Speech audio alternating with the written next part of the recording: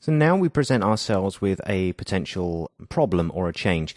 We're happy with the logo as it is, but maybe somewhat later in the game, we decide that the logo should actually have a circular edge to it, okay? So instead of these being completely straight here and defined by the original 45-degree angle, it would be nice if there was a constant curved edge that went through all of them. And we could have done that at the start if we'd have had a circle before we started slicing with the Shape Builder tool, all right?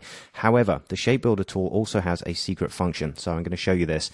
What we'll do is let's go across to our rectangle tool, click and hold, and select the ellipse tool, and we'll position our cursor once again right in the center. Holding down Option and Shift or Alt Shift on the PC will drag a circle out that comes to not quite the edge, okay? Leave yourself plenty of overlap, but don't come in so short that we don't end up with many of the red and green shapes visible, okay? So keep it somewhere towards the outside. All right. Now, I'll also make sure it's filled with a different color, maybe dense black, so we can see it very independently of everything else.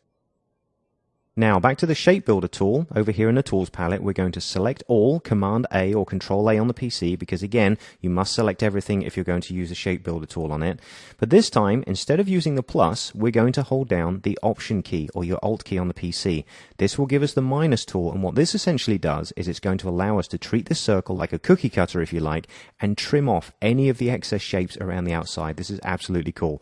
Just like we did when we were constructing the shape, simply hold down the Option key, click and drag through the shapes you don't want, and they're gone.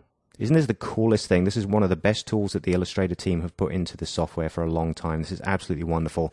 So I'm simply going around the outside here and trimming off all the unwanted shapes here, remove them on the outside. Absolutely perfect. All right. Do you have any idea how long that used to take in Illustrator before now? It really is crazy.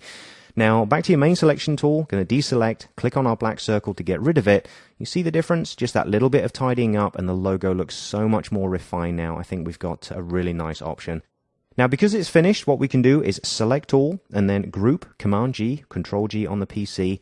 And what we'll do is we'll scale it down to a finished size of maybe, I don't know, 30 millimeters square, okay, just to be consistent. So here in the control panel where we have our transform options, or over here in the transform palette, we can make sure that we constrain the options so the width and height will be the same.